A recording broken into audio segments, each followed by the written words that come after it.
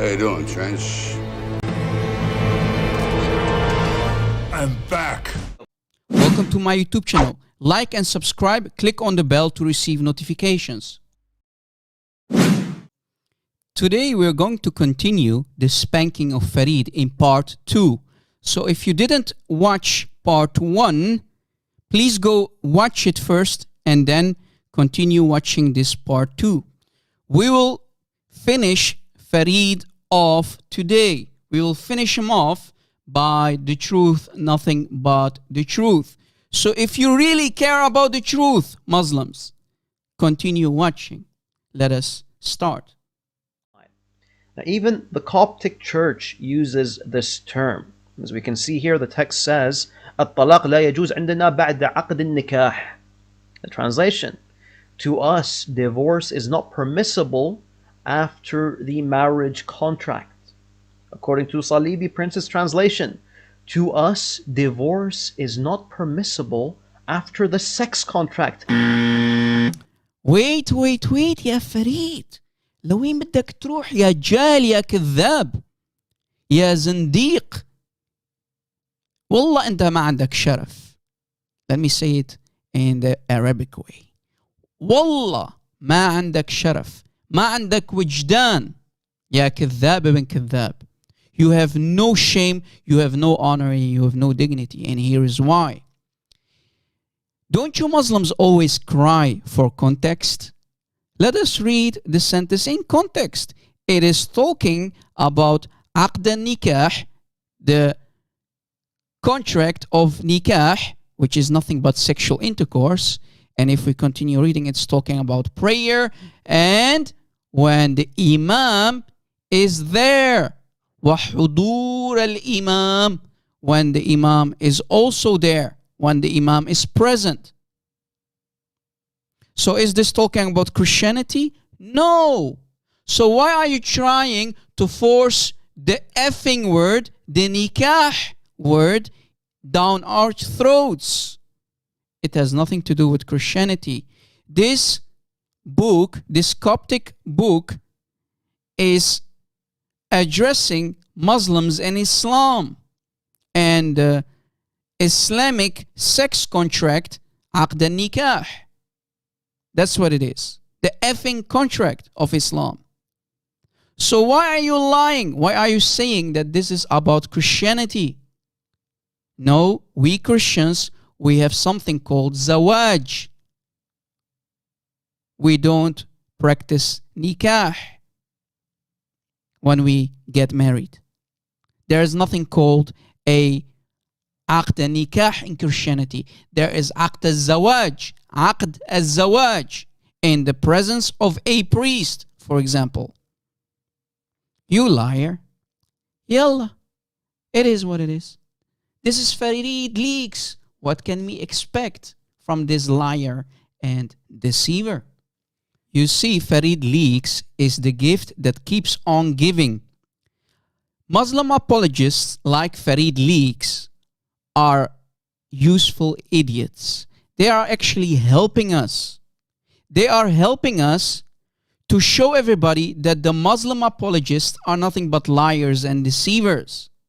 They are trying to save the ummah from drowning, not realizing that they are the cause of the ummah to drown even further. There is a tsunami, an avalanche of apostate coming, and it will knock down or it will knock over the ummah because of the lies and deception of these Muslim apologists. Farid, thank you for being the useful idiot that you are. If there is a Muslim who is truly sincere, if there is a Muslim who is respecting himself, then I challenge you to unfollow this liar and deceiver, this Farid Leaks, this Farid Al-Khaja. Stop following him on YouTube. You need to unsubscribe if you really care about the truth.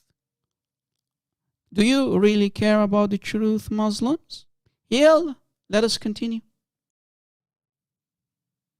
Now let us go and see what the best of the best has to say about the meaning of nikah.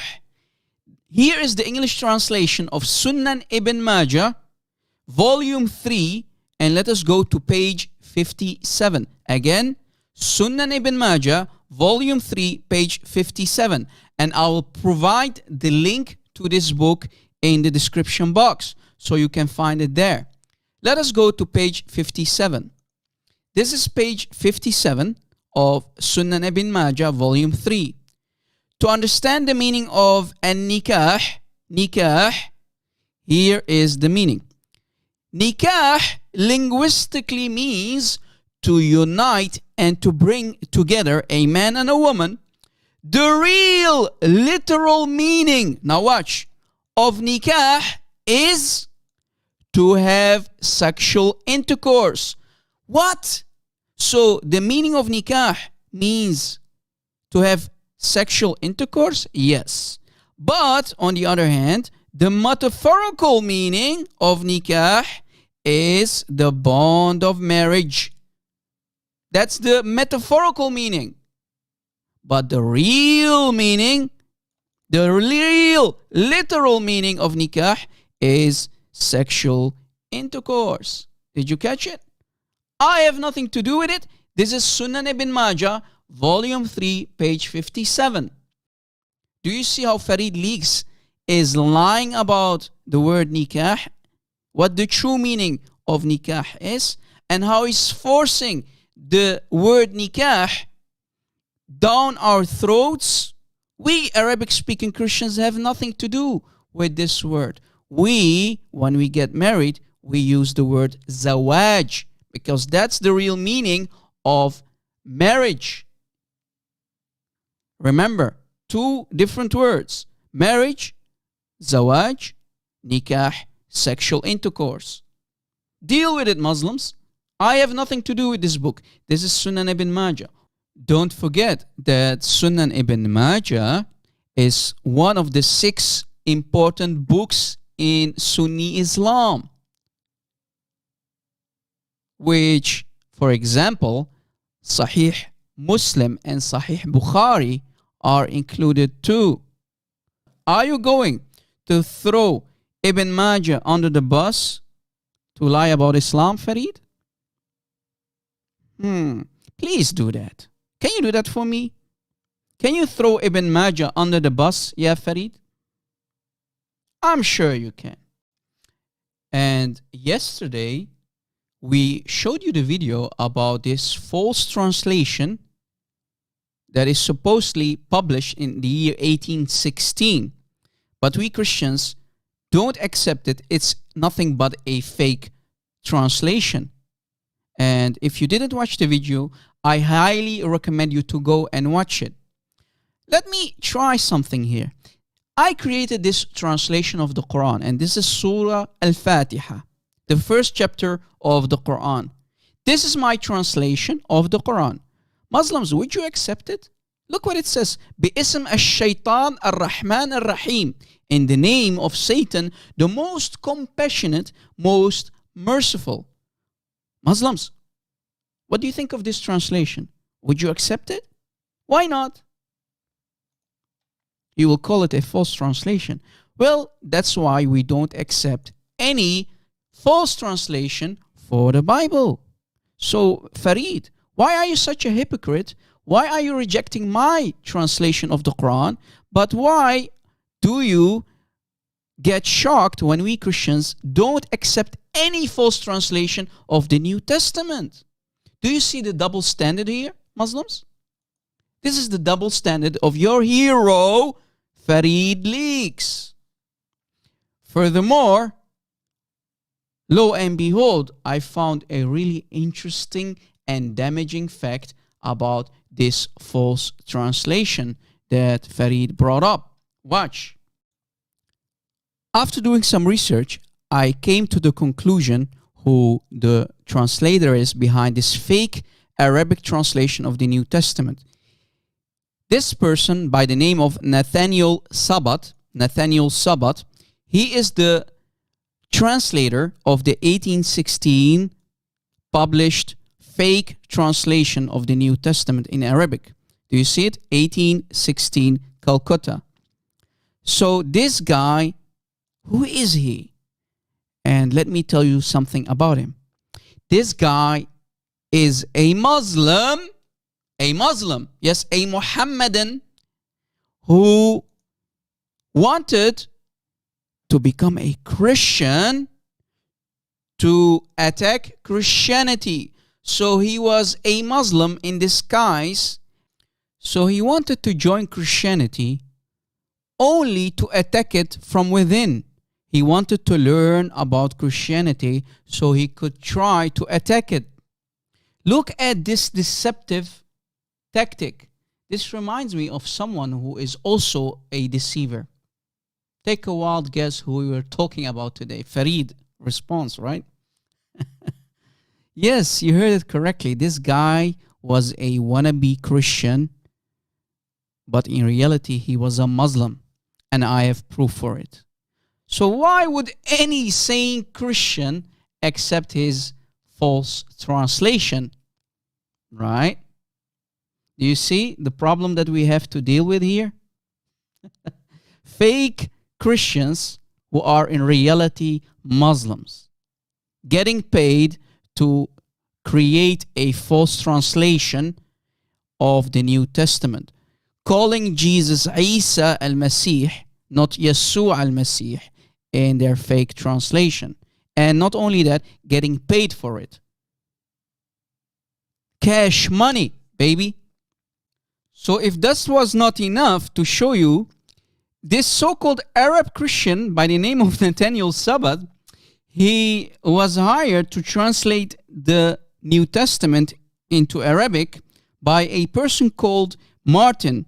When this Martin left India, Sabbath's translations of the New Testament, in particularly Persian and also Arabic, the Persian New Testament and the Arabic New Testament were questioned by other scholars. Did you catch it?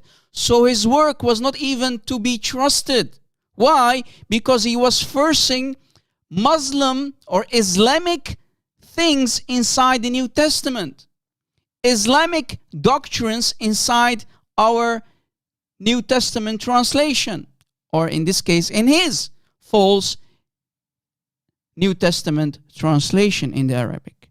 So any sane person, is there any sane person who would trust this false translation of this Muslim who called himself a Christian, only accepting Christianity to attack it within while being a Muslim in disguise?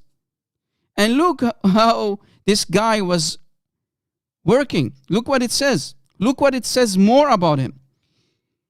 If we continue reading, soon after Martin's death, he, Nathaniel Sabbath, renounced Christianity. What a coincidence. Wow. Or the moment his boss dies, this guy leaves Christianity and returns to Islam. Shortly afterwards, he again declared himself a Christian.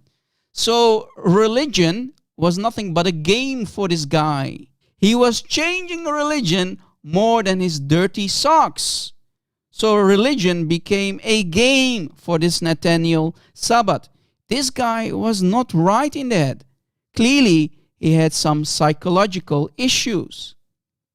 Do you see it? And unfortunately, we also read that he died a really horrible death. And I think Muslims gave the order to the pirates to get rid of him, to kill him in the end. They throw him into the sea. What a horrible way to die. Well, what do you expect of Islam, right? What do you expect, guys?